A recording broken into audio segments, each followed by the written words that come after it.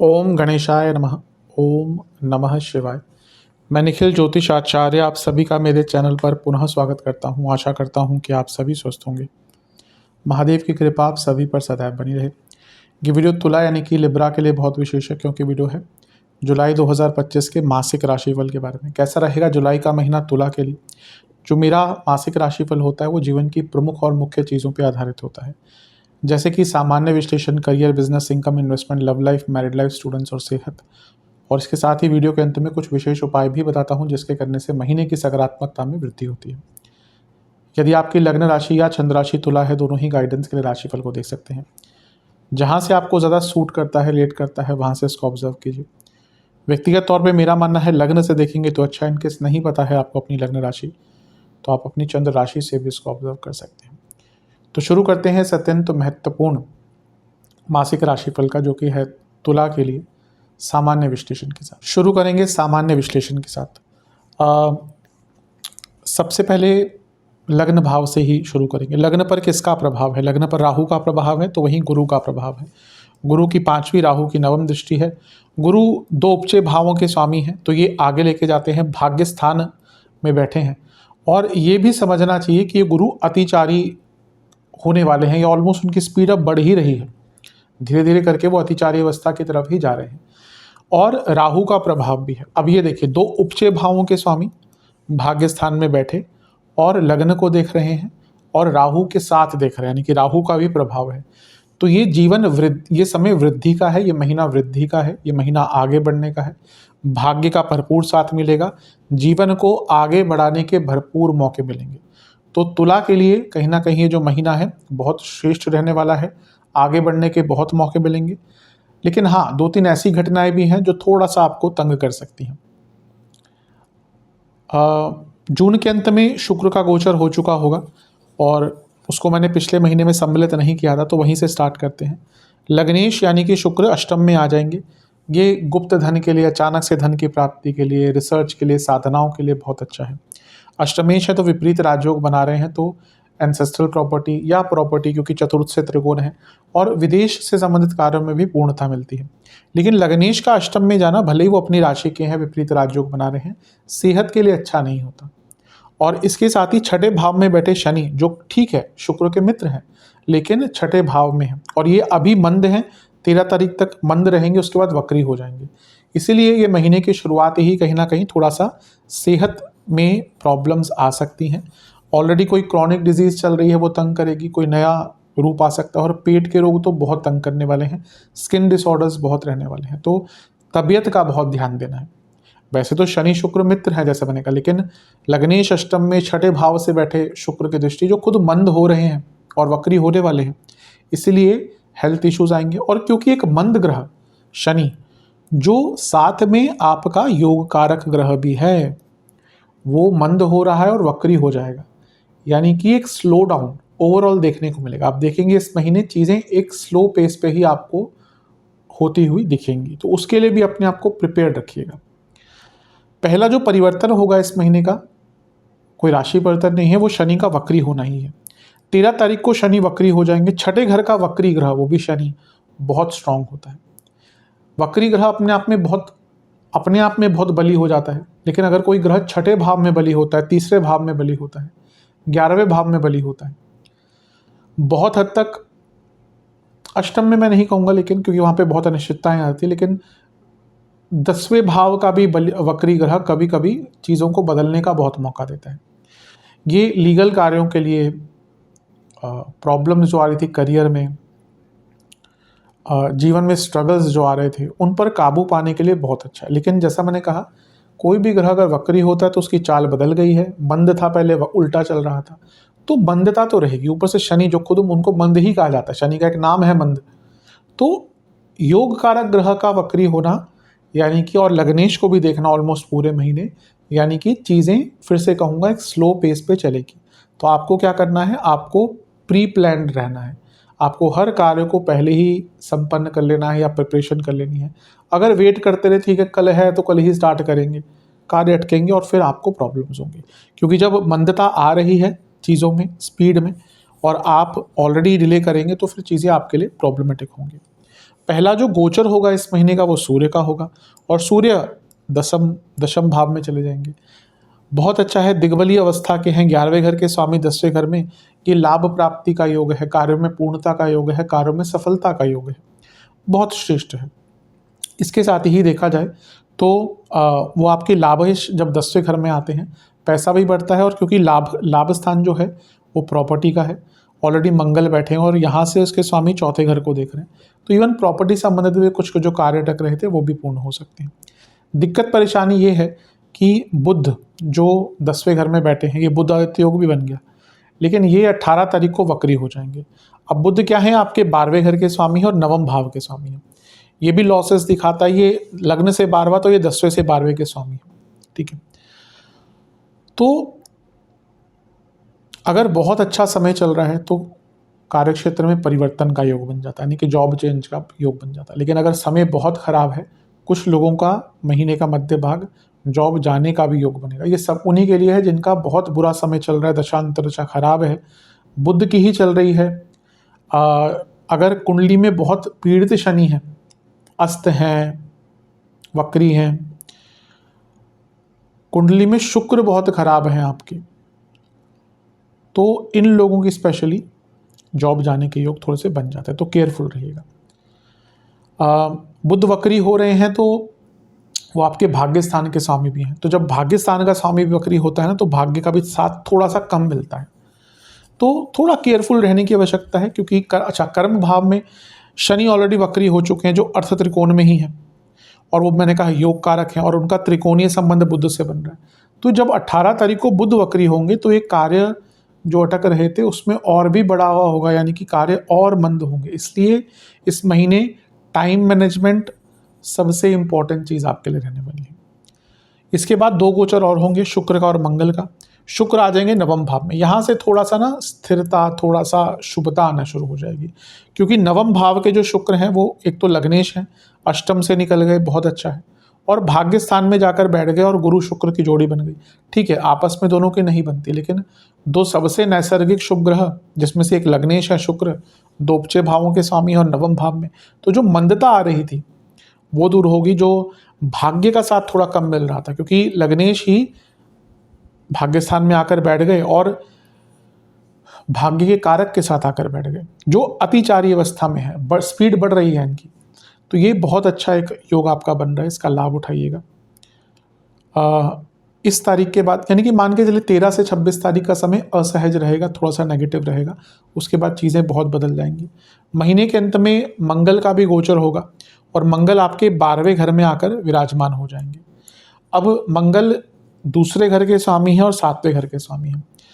सबसे पहली बात तो जैसे ही 12वें घर में आएंगे मंगल दोष स्टार्ट हो जाएगा, तो यहाँ से थोड़ी प्रॉब्लम्स आएंगी, और ऑलरेडी क्योंकि मंगल सप्तमेश भी है और शनि की दृष्टि उन पर होगी, तो ये मंगल दोष और वक्री शनि का प्रभाव, यानी कि मैरिड लाइफ में थोड़ी प्रॉब्लम बढ़ सकती है।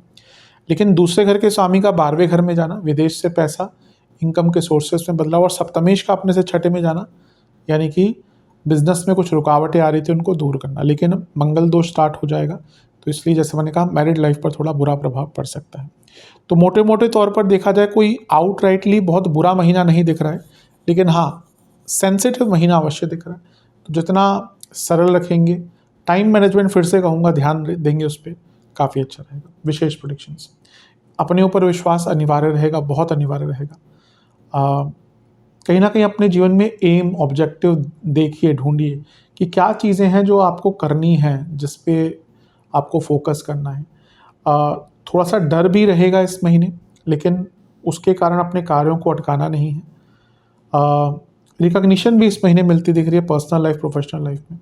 सबसे बड़ी बात है एक्शन ओरिएंटेड रहना है। अगर लगता है कि कहीं पे बदलाव करना है तो बदलाव कीजिएगा, और ग्रोथ पर फोकस कीजिए, लॉन्ग टर्म, शॉर्ट टर्म। अगर वो नज़रिया ही नहीं है ना कि हाँ बढ़ना है आगे, तो कितना भी आपके पास टैलेंट हो, नहीं आगे बढ़ पाएंगे। और हाँ, सेल्फ डिसिप्लिन, इस महीने सेल्फ डिसिप्लिन भी बहुत इंपॉर्टेंट रहेगा। भाग्येश बुध वक्री हो जाएंगे 18 तारीख को, और उससे पहले ऑब्वियसली मंद होंगे, योग कारक मंद होंगे, वक्री होंगे। तो ना थोड़ा सा ईश्वर की आराधना कीजिए अवश्य, उससे भाग्य भी जो थोड़ा सा कम साथ देगा वो भी साथ ज़्यादा देगा। कुछ नेगेटिव चीज़ें, बर्डन बढ़ेगा काम का अगर आप, फिर से कहूँगा, डिले आपने किया, लेजीनेस आपके साइड से आई। तो उस बर्डन से बचने के लिए बहुत कार्यकुशल, बहुत टाइम मैनेजमेंट पर ध्यान देना पड़ेगा। चीज़ों को समझने का प्रयास कीजिए, फिर रिएक्ट कीजिएगा। और सबसे बड़ी बात यह है कि अगर कुछ नेगेटिव होता भी है तो उसको अपने मन पे इतना नहीं लगा देना, या उस पे इतना ज़्यादा नेगेटिव नहीं हो जाना कि बाकी सारी चीज़ें आप भूल जाएं। तो जितना इन सब चीज़ों पर काम करेंगे ना, आपके लिए अच्छा है। मैं ये नहीं कहूँगा कि बहुत बुरा महीना है, लेकिन क्योंकि 2 ग्रह वक्री हो रहे हैं, जिसमें से एक आपका भाग्येश है बुध, एक आपके योग कारक हैं शनि, तो अवश्य एक मंदता तो दिख रही है। और वही मैंने कम से कम 3-4 बार इसलिए बोल दिया कि टाइम मैनेजमेंट का ध्यान दीजिएगा। चलते हैं करियर की तरफ। जहाँ तक करियर की बात है, सबसे पहले 10वें घर में बुध रहेंगे, जो आपके नवम भाव के स्वामी हैं और 12वें घर के स्वामी हैं। जब तक वक्री नहीं हो रहे तब तक मैं कहूँगा ठीक है। स्पेशली जो लोग जॉब चेंज करने के लिए ट्राई कर रहे थे, उनके लिए ये महीने का शुरुआती भाग बहुत अच्छा है। ध्यान ये देना है कि लग्नेश अष्टम में है तो ये गुप्त धन आदि के लिए ठीक है, लेकिन एक अनिश्चितता का भाव लाता है। ठीक है, 13 तारीख को शनि वक्री हो गए। कहाँ वक्री हुए? छठे घर में। करियर के भाव से तो कोई संबंध नहीं है, ऐसा नहीं है, क्योंकि मैं हमेशा कहता हूँ ये सबसे एक इम्पॉर्टेंट भाव होता है करियर का, क्योंकि ये अर्थ त्रिकोण है। जॉब के लिए बहुत इंपॉर्टेंट भाव होता है छठा भाव। तो जब छठे घर में एक वक्री ग्रह हो रहा है, एक ग्रह वक्री हो रहा है बल्कि, और वो योग कारक ग्रह है, फिर सूर्य का गोचर हो जाएगा। सूर्य के गोचर पर भी थोड़ी सी बात करते हैं। सूर्य का गोचर 16 तारीख को हो जाएगा, तो ठीक है, सूर्य दिग्बली है। कुछ लोगों के लिए सडन प्रमोशन महीने के इस पार्ट में 14, 15, 16 के आसपास हो सकती है, पर प्रॉब्लम्स आएंगी 18 तारीख से, जब बुध वक्री हो जाएंगे। तो शनि वक्री 13, बुध वक्री 18। अब शनि अर्थ त्रिकोण में वक्री हैं, योग कारक हैं, यानी कि चीज़ें अटकेंगी, डिले होंगी, प्रॉब्लम्स बढ़ेंगी। और लग्न से 12वें के स्वामी और 10वें से 12वें के स्वामी बुध दोनों ही ब्रेक्स दिखाते हैं। तो जैसा मैंने सामान्य विश्लेषण में कहा था, जिनका बहुत बुरा समय चल रहा है उनके लिए जॉब जाने के योग थोड़े बहुत इस टाइम में बन सकते हैं। केयरफुल रहें, देखें आसपास। अगर पिछले 3-4 महीनों से लोगों को निकाला जा रहा है, कंपनी के हालात बुरे चल रहे हैं, लॉसेस हो रहे हैं, मैनेजमेंट बदल रही है, तो फिर अटेंटिव रहिए, क्योंकि चांसेस हैं यहाँ पर। और दशांतर, क्योंकि कई लोग नहीं देख पाते अपनी दशांतर प्रत्यंतर, लोगों को नहीं पता होता उनकी कुंडली कैसी है। आजकल क्या है ना कि हर जगह ज्योतिष लोग सिखा रहे हैं 3-3 दिन में। उसके कारण प्रॉब्लम क्या हो रहा है ना, लोगों को सच में अपनी कुंडली समझ नहीं आती, लेकिन वो देखना शुरू कर देते हैं और फिर उनको कई कन्फ्यूजन और क्रिएट हो जाते हैं, बल्कि गलत निर्णय भी लेते हैं, क्योंकि 3 दिन में ज्योतिष नहीं सीखा जा सकता। एक ग्रह भले ही यहाँ पे हम, जैसे हम राशिफल में बताते हैं, वो बहुत सामान्य है, लेकिन अगर अपनी कुंडली देखी या किसी व्यक्ति की विशेष कुंडली देखी जाए तो उसमें 10 चीज़ें देखनी पड़ती हैं। इवन करियर के लिए भी अगर देखा जाए तो कम से कम 10 मापदंड होता है, देखा जाता है कि भाई लग्न कुंडली में कैसा है, नवांश में कैसा है, दशमांश में कैसा है, आरूढ़ कैसा है, कई चीज़ें देखनी पड़ती हैं, तब जाके हम कहते हैं कि हाँ ये ऐसा चीज़ें हो सकती हैं। कुंडली विश्लेषण पर्टिकुलर व्यक्ति की और सामान्य विश्लेषण में बहुत फ़र्क होता है। तो इसलिए अगर इसमें एक आधार क्या हो सकता है, जो व्यक्ति को नहीं पता उसकी कुंडली कैसी है, समय कैसा है, मैं दशा अंतर्दशा मैंने पहले बताई थी सामान्य में, उसको देख लें। अदरवाइज सबसे अच्छा यही है कि भाई दिख रहा है कि प्रॉब्लम्स आ रही है कंपनी में, तो थोड़े चौकन्ने रहें, अपने अल्टरनेटिव्स खुले रखें। पर थोड़ा सा प्रॉब्लम, जैसा मैंने कहा, वहाँ पे हो सकती है। जैसे मैंने सामान्य विश्लेषण में भी कहा था कि शुक्र 26 तारीख को नवम में आ जाएंगे, तो यहाँ से भाग्य का साथ थोड़ा ज़्यादा मिलना शुरू होगा। तो चांसेस कम है कि महीने के अंत में कुछ ऐसा हो, लेकिन हो सकता है कि महीने के मध्य भाग में ही कुछ ऐसा प्रॉब्लम आ जाए जिसका डिसीजन आपको महीने के अंत में सुना जाए, लेकिन वहाँ तक आते आते चीज़ें काफ़ी ठीक हो सकती हैं। मंगल का गोचर भी होगा 28 जुलाई को। तो जो लोग जॉब चेंज करना चाहते हैं, क्योंकि धन स्थान के स्वामी 12वें घर में है, तो जो लोग, ये भी एक अर्थ त्रिकोण है, तो जो लोग जॉब चेंज करना चाहते हैं, विदेश में जॉब ढूंढ रहे थे, राहु का प्रभाव भी अभी लग्न पर है, तो उनके लिए महीने का अंतिम भाग अच्छा है। तो मोटे मोटे तौर पर देखा जाए तो थोड़ा सा सेंसिटिव महीना है कार्य क्षेत्र के लिए। विशेष प्रेडिक्शन, क्योंकि 2 ग्रह वक्री हो रहे हैं जिसमें से 10वें और छठे पर प्रभाव है, तो एक रियलिटी चेक का महीना होगा। कई लोगों ने एक रियलिटी चेक मिलेगा कि हम कहाँ पे खड़े हैं, कितना आगे आ गए, कहाँ पे होना था। ये रियलिटी चेक कभी कभी बहुत इंपॉर्टेंट भी होता है। ये महीना थोड़ा सा अपने आप को मेंटली डिटॉक्सिफाई करने का भी है, और ये महीना कहीं ना कहीं आपको थोड़ा सा लीडरशिप भी दिखानी पड़ेगी। कभी कभी क्या होता है ना कि तुला वाले थोड़े से मैं ये नहीं कहूँगा कि आगे नहीं बढ़ना चाहते, पर थोड़ी हारमोनियस ज़्यादा होते हैं ना वो, कि किसी को बुरा ना लग जाए। एक अपनी उनकी इमेज भी वो हमेशा बनाना चाहते हैं कि एक हेल्पफुल व्यक्ति की इमेज उनकी रहे। उस चक्कर में ना वो कभी-कभी अपना ही जो बेटरमेंट है उससे कॉम्प्रोमाइज़ कर जाते हैं। ये इस महीने नहीं करना। रिलैक्स रहिएगा। कहीं देखिए, अगर जॉब बचाना आपके हाथ में होता तो बात ही क्या थी।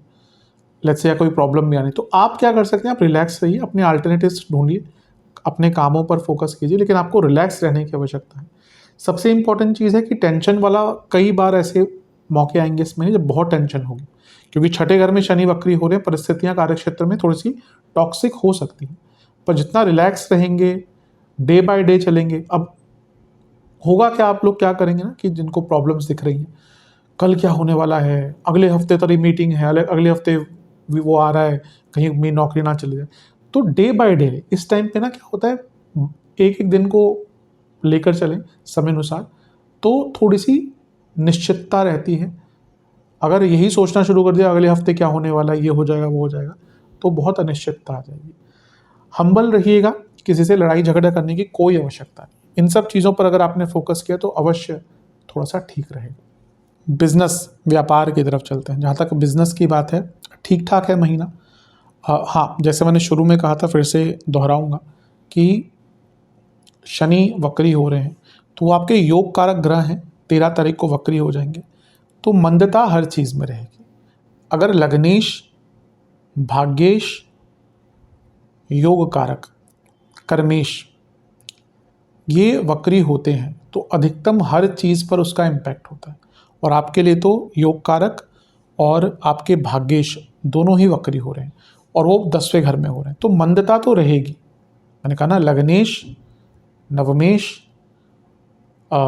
भाग्येश और योग कारक, सॉरी, लग्नेश, नवमेश, दशमेश और योग कारक ग्रह अगर ये वक्री होते हैं तो अवश्य हर चीज़ में वक्रता आती है, हर चीज़ में मंदता आती ही है। तो अपने बिजनेस में फिर से मैं दोहराऊंगा उस चीज़ को कि time management, pre planned, resourceful, planning और कमिटमेंट, ये आपको दिखानी पड़ेगी। सप्तम से 12वें में शनि किसी भी भाव से 12वें में अगर होते हैं ना, उस भाव को मंद करते हैं, उस भाव को थोड़ा सा, 12वें घर के शनि जीवन को मंद करते हैं। कई ऐसे लोग हैं जिनका जीवन बहुत अच्छा है लेकिन मंदता बहुत रहती है, 12वें घर के शनि होते हैं। तो सप्तम से 12वें में शनि और वो वक्री भी हो रहे हैं, तो एक स्लोनेस तो आएगी। इसलिए जैसा मैंने कहा ना कि टाइम मैनेजमेंट बहुत अनिवार्य रहेगा। सप्तमेश मंगल 11वें घर में ही रहेंगे ऑलमोस्ट पूरे महीने, तो ठीक है, लाभ आता रहेगा। अंगारक दोष है तो कुछ लॉसेस हो सकते हैं, ऑलरेडी हो गए हों, क्योंकि जून में ही बन गया था, तो कोई मशीनरी का लॉस वगैरह हो सकता है। और यहाँ पे भी जून तक, जुलाई के अंत तक है, 28 जुलाई तक, तो हो सकता है कुछ खर्चे वर्चे, मशीनरी की प्रॉब्लम्स आ जाए, लेकिन लाभ स्थान में है तो पैसा आएगा। सूर्य का गोचर होगा 16 तारीख को, वो लाभेश हैं और उनका केंद्र में आना लाभ योग बनाता है, तो ठीक है, वो करियर हो या बिजनेस हो, क्योंकि कर्म भाव में आ रहे हैं तो अच्छा है। प्रॉब्लम यह है कि बुध वक्री हो जाएंगे 18 तारीख को। प्रॉब्लम क्यों है? क्योंकि बुध व्यापार के कारक हैं, उनको व्यापारिक बुद्धि कहा जाता है। बिजनेस के कारक, बिजनेस मैनेजमेंट के कारक कौन है? गुरु। लेकिन व्यापारी बुद्धि क्या है? बुध। तो बुध का वक्री होना यानी कि 18 तारीख के बाद कुछ गलत निर्णय ले सकते हैं, उसकी संभावना बहुत है। कम्युनिकेशन प्रॉब्लम, पार्टनर्स के साथ कम्युनिकेशन प्रॉब्लम, सूर्य के साथ बैठे हैं तो सरकारी बाधाएं, ये सारी चीज़ें थोड़ी सी तंग कर सकती है, तो थोड़ा सा केयरफुल रहने की आवश्यकता है। 26 तारीख को शुक्र का गोचर होगा।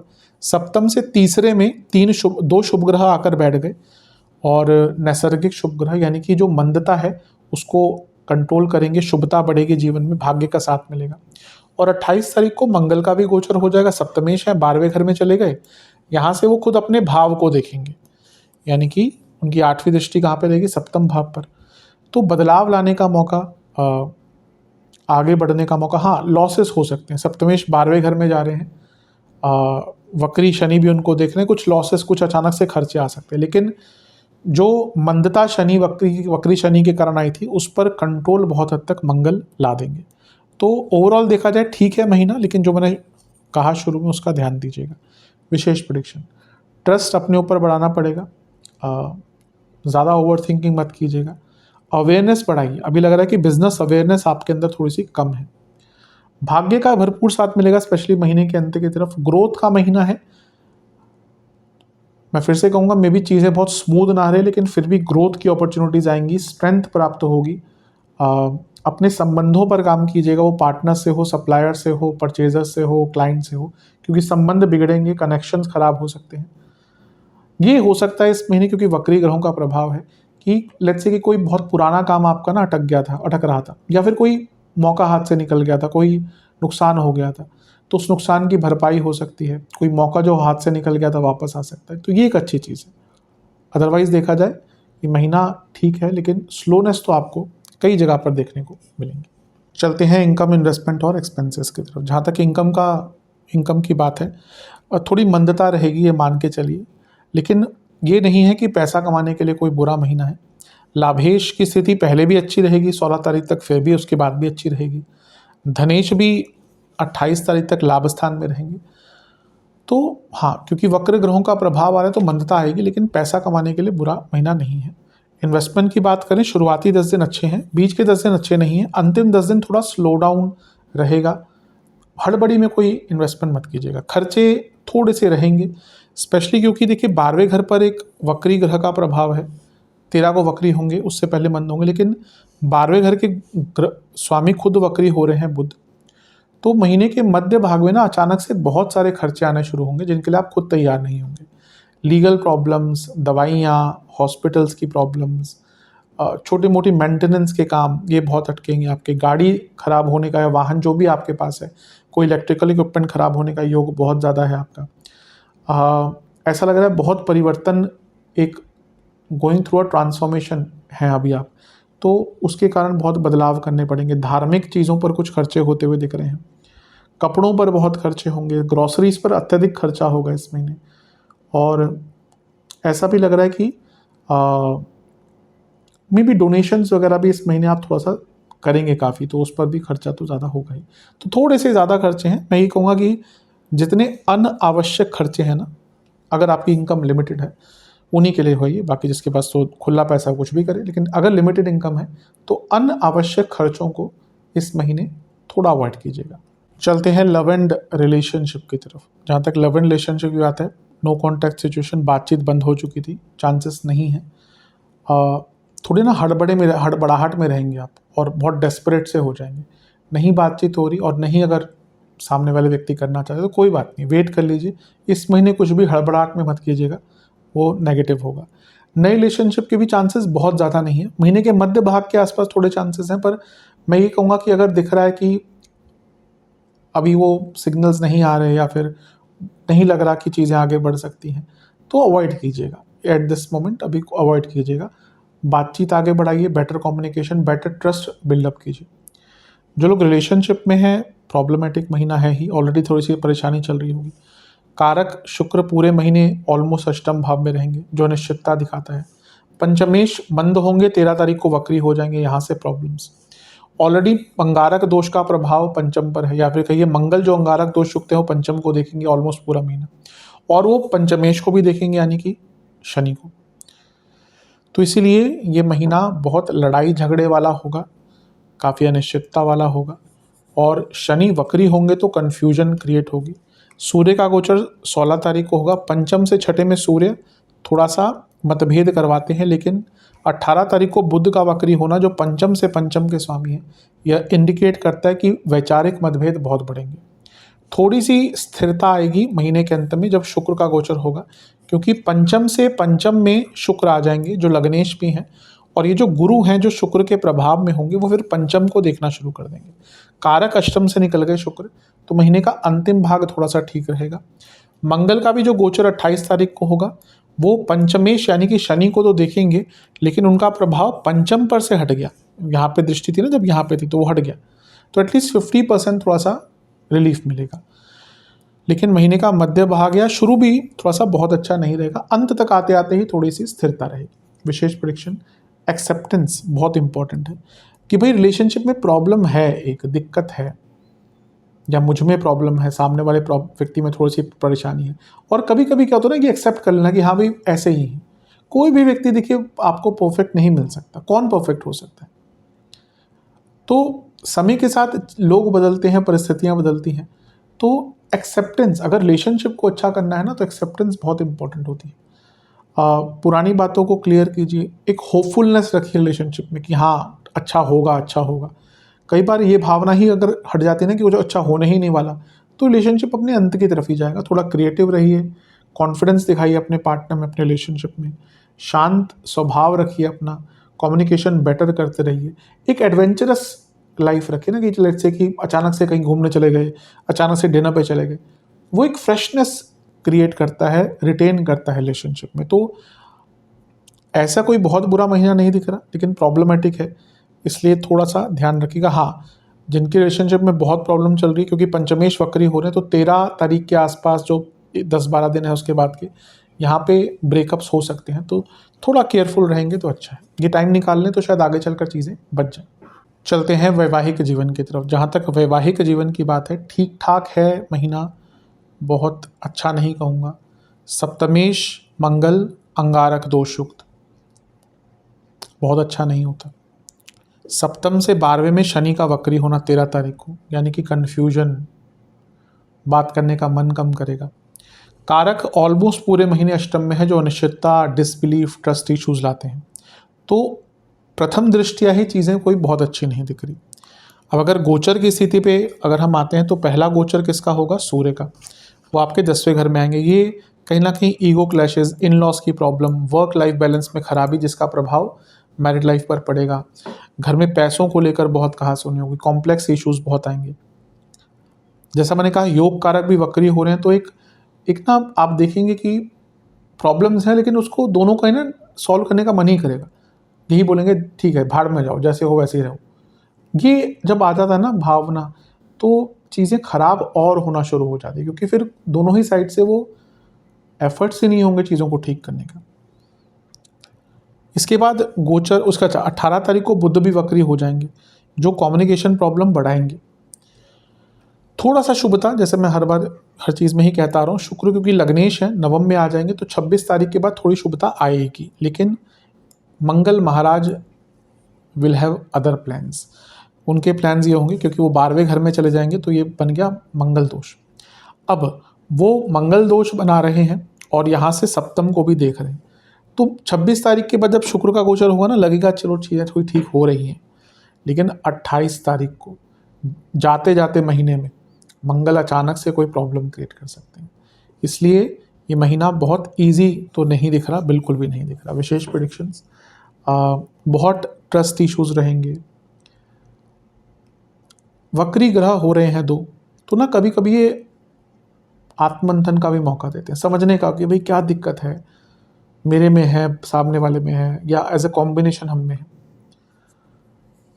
कई अचानक से परिस्थितियां बदलेंगी, कई अचानक से लोग एंटर होंगे वैवाहिक जीवन में, उसको थर्ड पार्टी सिचुएशन कहिए, ध्यान भटकना का, ये बाहरी जो तत्व हैं, इन लॉज हैं, वो भी इस महीने बहुत तंग करने वाले हैं। एक बहुत धुंधलापन दिख रहा है, एक बहुत ऐसा लग रहा है ना कि एक दूसरे से चीज़ें बहुत छुपा रहे हैं, और इस महीने भी यही रहेगा कि अपनी मन की बातें शेयर ही नहीं करना चाहेंगे। मैंने कहा था ना कि ठीक ही नहीं करना चाहेंगे चीज़ों को, और इसका एक प्रभाव बढ़ेगा। इस महीने जो सबसे ज़्यादा नेगेटिव चीज़ दिख रही है कि ध्यान किसी और की तरफ जा सकता है, और उसके कारण मैरिड लाइफ में प्रॉब्लम्स आती हुई दिख रही है। बहुत इजी महीना तो नहीं रहेगा, इसको बिना लड़ाई झगड़े के काटने की कोशिश कीजिए। एक व्यवहार कुशलता, कम्युनिकेशन और ट्रस्ट बिल्डअप, इन पर अगर थोड़ा सा ध्यान दिया तो ये मुश्किल महीना आराम से काट सकते हैं। ईजी तो नहीं रहेगा। चलते हैं स्टूडेंट्स की तरफ। जहाँ तक स्टूडेंट्स का दृष्टिकोण है, एग्ज़ाम से स्टार्ट करते हैं। शुरुआती 10 दिन बहुत अच्छे हैं, बीच के 10 दिन में कम्युनिकेशन प्रॉब्लम, और आपको ना थोड़ा बदलना पड़ेगा। मे बी आप थोड़ा सा पीछे रह गए हैं तैयारी में, या फिर वे ऑफ प्रिपरेशन में, तो थोड़ा बदलाव करना पड़ेगा। अंतिम 10 दिन भी बहुत अच्छे हैं स्टूडेंट्स के लिए। मोटे मोटे तौर पर देखा जाए महीना ठीक है। पंचम के स्वामी छठे घर में है, अपने से दूसरे में है, जो बुरा नहीं है। पंचम पर मंगल का प्रभाव है, जो लाभ स्थान से बैठ कर देख रहे हैं, और ये कॉम्पिटिटिव एग्जाम्स के लिए बहुत अच्छे हैं। और कर्म स्थान में बुध हैं जो कारक हैं, सब ठीक है। हाँ, वक्री ग्रह हो रहे हैं तो प्रिपरेशन, 13 तारीख को शनि, 18 को बुध, तो प्रिपरेशन पर बहुत ध्यान देना पड़ेगा कि मंदता ना आए। लेकिन मोटा मोटे तौर पर देखा जाए ये महीना अच्छा है स्टूडेंट्स के लिए। गुरु का पूरा प्रभाव पंचम पर रहेगा और महीने के अंत में शुक्र भी नवम में आ जाएंगे, तो शुक्र गुरु पर प्रभाव डालेंगे और गुरु नवम पर प्रभाव डालेंगे, तो ये भी स्टूडेंट्स के लिए अच्छा ही है। विशेष प्रेडिक्शन, इस महीने कई अच्छी न्यूज़ आपके लिए आएगी, कई सुखद समाचार आएंगे, प्रॉस्परस महीना दिख रहा है। कई पुराने मौके जो नहीं, जिनका लाभ उठा पाए, वो मौके दोबारा आएंगे। हार्मनी दिख रही है और सबसे बड़ी बात है भाग्य का साथ मिलेगा। ये महीना ऐसा है जब ग्रोथ के मौके मिलेंगे। हाँ, बस आपको कंसिस्टेंसी पर काम करना पड़ेगा, क्योंकि बुध आदित्य योग बनेगा 16 तारीख को जब बुध यहाँ पे आएंगे, लेकिन बुध वक्री हो जाएंगे। तो 18 तारीख के बाद ना थोड़ी सी, आप मध्य भाग के बाद कह लीजिए, 13 को शनि वक्री हो रहे हैं, थोड़ी सी कंसिस्टेंसी में कमी आ जाएगी, तो उस पर विचार कीजिएगा, उस पर काम कीजिएगा। अदरवाइज तो महीना ठीक है। सेहत, आपके लग्नेश अष्टम में बैठे रहेंगे ऑलमोस्ट पूरे महीने 26 तारीख तक। तो जैसे मैंने शुरू में ही कहा था, क्रॉनिक डिजीज़ वगैरह अगर है तो ध्यान दें। इस महीने जिनको, पुरुषों को प्रोस्टेट की प्रॉब्लम, महिलाओं को यूट्रस की प्रॉब्लम रहती है, उनकी परेशानी बढ़ेगी। अगर आपको पाइल्स वगैरह की प्रॉब्लम ज़्यादा है, उसको परेशानी बढ़ेगी। डायबिटीज़ है, बहुत प्रॉब्लम्स आ सकती हैं। हाई लेवल ऑफ शुगर आदि की प्रॉब्लम तंग कर सकते। डेंटल प्रॉब्लम्स, आइज़ की प्रॉब्लम बहुत रहेंगी। स्किन डिसऑर्डर्स इस महीने बहुत तंग करेंगे और या स्लो डाइजेशन या डाइजेस्टिव प्रॉब्लम्स बहुत रहेंगे। शुरुआती 10 दिन नसों की प्रॉब्लम, आँखों की प्रॉब्लम, स्किन डिसऑर्डर। बीच के 10 दिन जिनको बीपी है उनकी परेशानी बढ़ेगी। इन्फेक्शंस हो सकते हैं, फीवर की प्रॉब्लम हो सकती है, पित्त बढ़ेगा, टांगों में बहुत दर्द रहेगा। अंतिम 10 दिन नसों की problem, skin disorders, lifestyle disorders और लोअर बैक में दर्द काफ़ी रहेगा। उपाय की बात कर लेते हैं। दुर्गा मंदिर में खीर का भोग लगाइए, 2 प्रकार के फलों का दुर्गा माता को भोग लगाइए और दुर्गा चालीसा का 4 बार पाठ कीजिए और एक घी का दिया अर्पण कीजिए। नहीं मंदिर जा सकते तो घर में कीजिए। शिवलिंग का शुद्ध दूध से अभिषेक करिए, फिर शहद से अभिषेक कीजिए, फिर गंगा जल से अभिषेक कीजिए। वहीं पर बैठकर ओम अघोराय नमः मंत्र, अघोर से बनता है, ओम अघोराय नमः मंत्र का 108 बार जाप कीजिए और किसी भी वृद्धाश्रम में दान कीजिए। ये उपाय कर लेंगे, अवश्य महीना अच्छा रहेगा। आशा करता हूँ वीडियो काम आएगी। चैनल पर नए हैं, सब्सक्राइब कीजिए, वीडियो को लाइक कीजिए। मिलता हूँ अगली वीडियो में, तब तक के लिए ओम नमः शिवाय।